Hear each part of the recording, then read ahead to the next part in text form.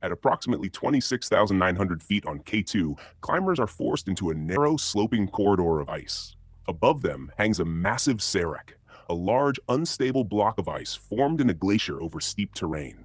Seracs can collapse, making them extremely dangerous for climbers traveling beneath or near them and without warning. Below them is an open-air tomb. The route narrows to a single line. There is no alternate path. There is no protected stance.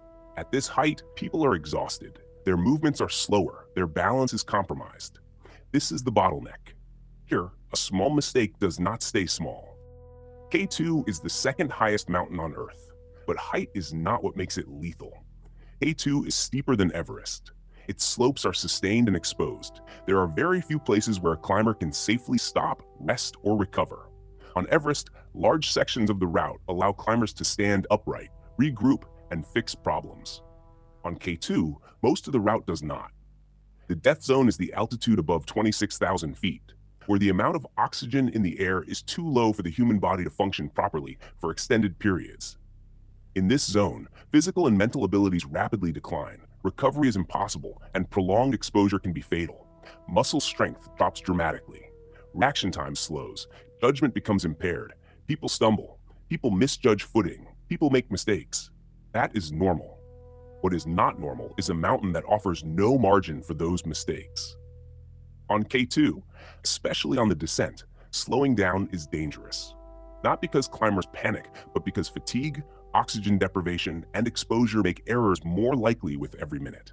The bottleneck sits just below K2's summit push, but it is not a single obstacle. It is a long, angled, terrifying traverse across hard ice. On one side, the slope drops thousands of feet. On the other, a massive serac hangs directly overhead, and this serac is not stable. It is constantly shifting under gravity and temperature change. When it releases ice, it does so without warning. Ice from this height accelerates instantly. Anything in its path is struck before it can react. Climbers move through the bottleneck, clipped to fixed ropes. These ropes are not optional. They are what keeps exhausted climbers upright. At this altitude, balance is unreliable. Hands lose strength. Feet slip on hard ice. Mistakes happen here constantly. A foot skids, a crampon doesn't bite, a climber leans too far. Normally, a rope prevents that mistake from becoming a fall, but the ropes themselves are exposed to falling ice. When ice hits a rope, it can sever it instantly. There is no backup system. The terrain is too steep to stand freely. There is no safe place to install new anchors. There is no room to step aside. Summit attempts on K2 often involve multiple teams moving during the same weather window. This creates traffic in the bottleneck. Climbers ascending and descending must share the same narrow line. At extreme altitude, oxygen supplies drop, hands go numb, legs weaken, small delays compound quickly. A pause of minutes becomes an hour becomes exhaustion. As people tire, mistakes become more frequent. Slips happen more often. Clipping errors increase. Judgment deteriorates. The longer people remain in the bottleneck, the more likely something goes wrong. The alarm went off just before 2 in the morning at Camp 4. The day was August 1st, 2008. The Norwegian team, Rolf Bay, his wife Cecilie Skog, Lars Flato Nessa, and Øystein Stangeland had slept little. They were already high in the death zone, above 26,000 feet, where the body does not recover. Every movement felt heavier than it should. Every decision took longer. They left camp just before 3 a.m., stepping into the darkness above the Abruzzi Ridge. Headlamps flickered ahead of them, and more lights appeared above. Too many. Summit push was already crowded. Almost immediately, something was wrong. The ropes that were supposed to be fixed through the bottleneck weren't fully in place. The team responsible had run out of rope partway through the most dangerous section of the route. Climbers were forced to wait, clipped to marginal anchors, burning time and oxygen. Hours passed. As the sun rose, the bottleneck turned into a choke point. People stood still for long stretches, clipped to the same line, bodies slowly weakening in the thin air. Oxygen supplies dwindled.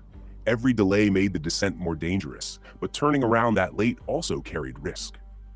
Rolf began to struggle. At some point high on the route, his oxygen ran out or malfunctioned. He was moving more slowly now, clearly affected. Øystein also ran into trouble. He lost his headlamp. Without it, descending in the dark would be impossible. He made the decision to turn back while he still could and headed down alone toward Camp 4. Rolf continued upward with Cecily and Lars, but the day was slipping away. Late in the afternoon, around 5:30 p.m., Lars reached the summit. Cecily followed shortly after. They stayed only briefly.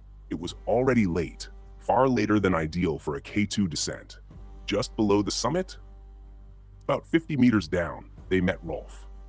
He had stopped short. Rolf had decided not to go all the way to the top. Expedition already felt like a success, and time mattered more than standing on the summit. He turned around with them, and together they began the descent. There was no argument, no drama, just a quiet decision in thinning light.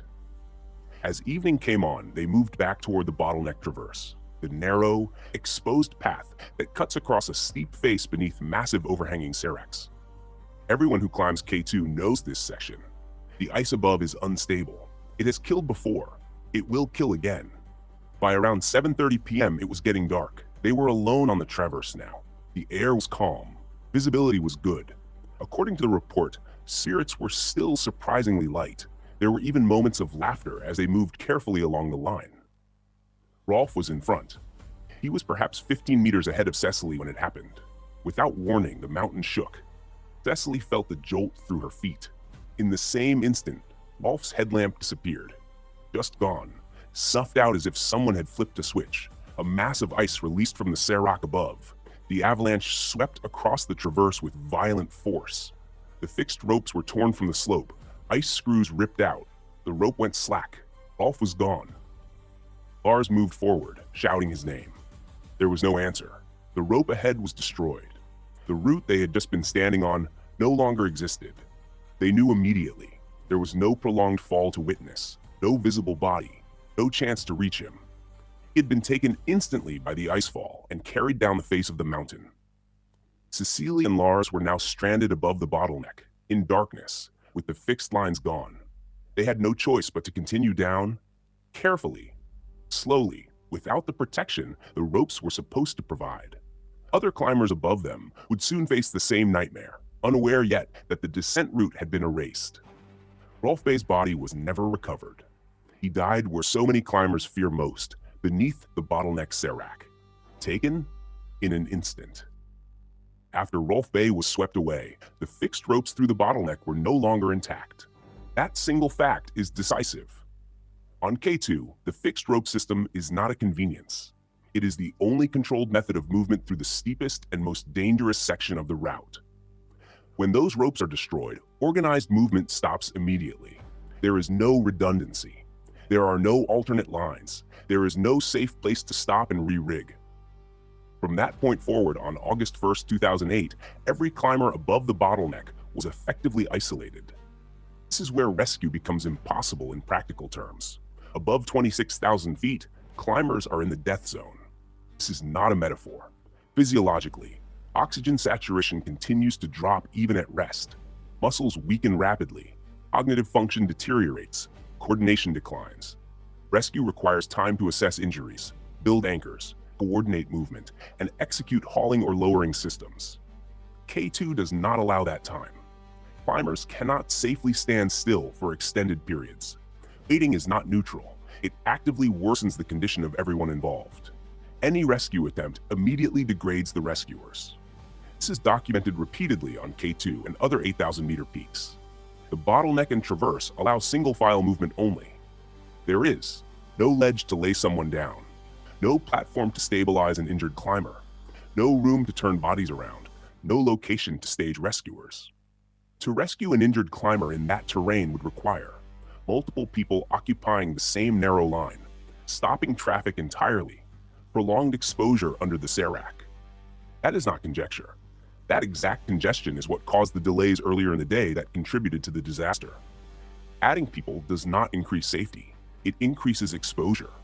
On lower mountains, rescue depends on margin, spare oxygen, excess daylight, alternative anchors, terrain buffers. K2 offers none of these once an accident occurs. When Rolf was lost, the same icefall destroyed the safety margin for everyone else above. That pattern repeats across K2 history. In 2008, fixed ropes were torn away. Darkness followed shortly after. Multiple climbers were forced to descend without protection.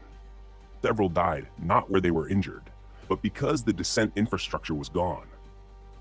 Rescue fails not because people don't try, but because the systems that make rescue possible are erased by the same event that causes the injury. K2 has a long record of unrecoverable incidents for the same reason. Injured climbers above the bottleneck have repeatedly been unreachable because any attempt to help would expose others to the same lethal hazard. Bodies are frequently left in place, not out of disregard, but because retrieval would require climbers to re-enter the bottleneck under identical conditions. Even well-equipped teams have been unable to assist nearby climbers once fixed lines were lost or weather turned them over. This is why K2 has no successful high-altitude rescue record comparable to Everest's. Everest's routes include wide sections, fixed camps, ladders, and relatively stable terrain. K2 does not. Rescue requires three things: time, space, and margin. On K2, especially in the bottleneck, those are removed simultaneously. Time disappears because altitude degrades everyone involved. Space disappears because the route cannot accommodate more than one climber at a time. Margin disappears because a single icefall can erase all safety systems instantly. When those three are gone, rescue is no longer a decision. It is no longer an option. It is a mathematical impossibility. That is what Rolf Bay's death demonstrates, not a failure of will, but a failure of conditions that cannot be overcome. People make mistakes on mountains. That is not controversial. It is expected. At extreme altitude, coordination degrades, reaction time slows, vision narrows, balance suffers, even elite climbers slip, misstep, or briefly lose footing. On most mountains, that is not immediately fatal. What makes the bottleneck lethal is what happens after a mistake occurs. Here, there is no recovery phase. The slope angle is too steep to arrest a fall. The terrain offers no ledges to regain balance. The route provides no secondary safety system once the fixed line is compromised. A small error does not remain small. A slip becomes a fall. A fall becomes unrecoverable. This is not theory. It is documented repeatedly on K2. Once a climber falls in or below the bottleneck, they accelerate immediately down hard ice and rock. There is no run out. There is no space to stop them. Even if the fall is witnessed, there is no method to reach them without exposing others to the same outcome. At that point, rescue is no longer possible. Not because climbers fail, not because they hesitate, but because the mountain removes every remaining option. Rescue assumes that error can be absorbed. That requires terrain that allows stabilization, systems that remain intact after an accident, time to organize assistance. The bottleneck removes all three. Same slope that causes the fall prevents rescuers from standing safely. Same icefall or rope failure that causes the accident removes the descent system. Same altitude that causes the mistake rapidly disables anyone who stops moving. This is why climbers on K2 often pass fallen teammates, not because they choose to, but because stopping would create another casualty. Intervention does not halt the cascade. It accelerates it. The bottleneck is not uniquely dangerous because climbers are careless there. It is dangerous because it amplifies human error. Normal mistakes that would be survivable elsewhere become final here. There is no buffer, no redundancy, no second chance. Once time runs out in the bottleneck, nothing follows. No rescue phase, no recovery window, no correction, only outcome. K2 kills. There is no easy way around that. And that killer has many weapons. One of those is the bottleneck. It kills because it allows no correction once something goes wrong. It does not permit recovery. It does not permit intervention. It does not permit delay. And it doesn't matter how much money you have or how long you've been mountaineering. K2 doesn't care. Oh, you are.